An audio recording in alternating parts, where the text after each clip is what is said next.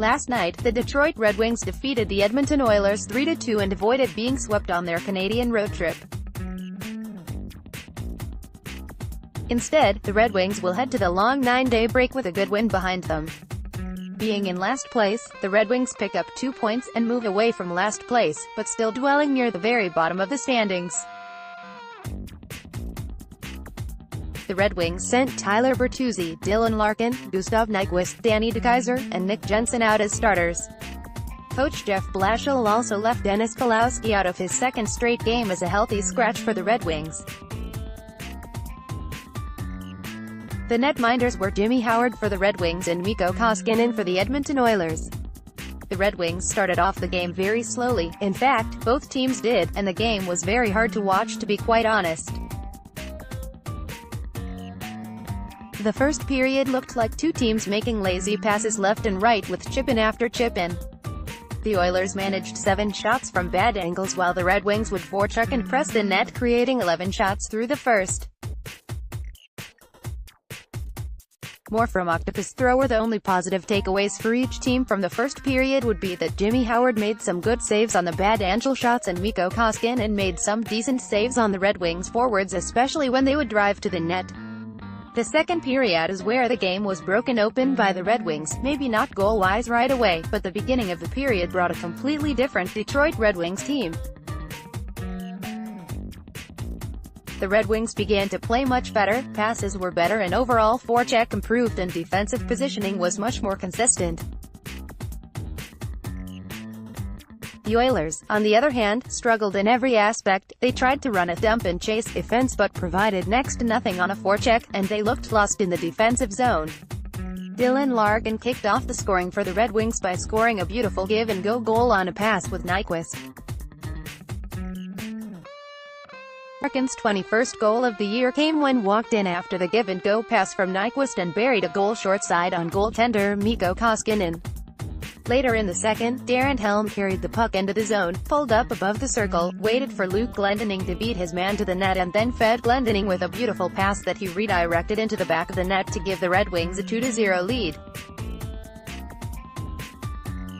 The Detroit Red Wings would carry this 2-0 lead into the second intermission. Howard faced 17 shots through 2 periods, stopping all of them.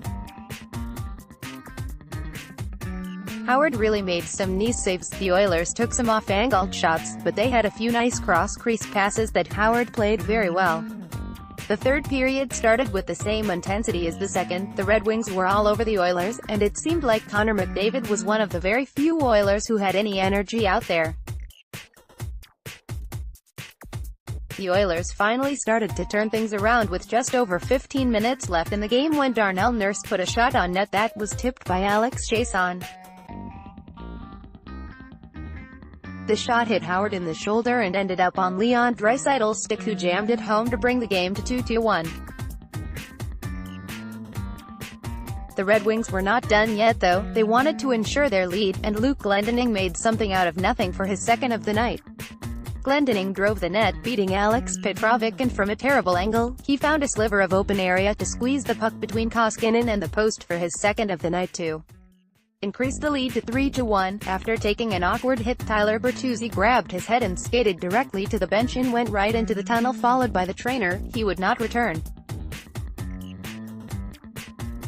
With 2:26 left on the clock, the Oilers pulled their goalie and the Oilers' top 2 forwards played a game of pitch and catch until they caught Howard sleeping, sending it out to the point where Matt Benning sent a slap shot off the post and into the back of the net to make it a 3-2 game.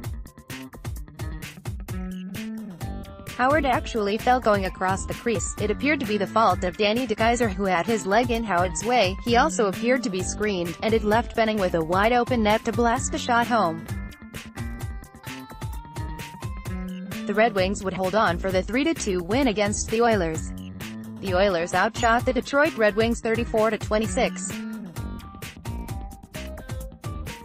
Howard made 32 saves for the Red Wings, helping produce their win, while Koskinen made 23 saves for the Oilers. Things that I noticed that you might not be able to see based off the statistics of the game were that Mike Green did a good job being the quarterback of the power play.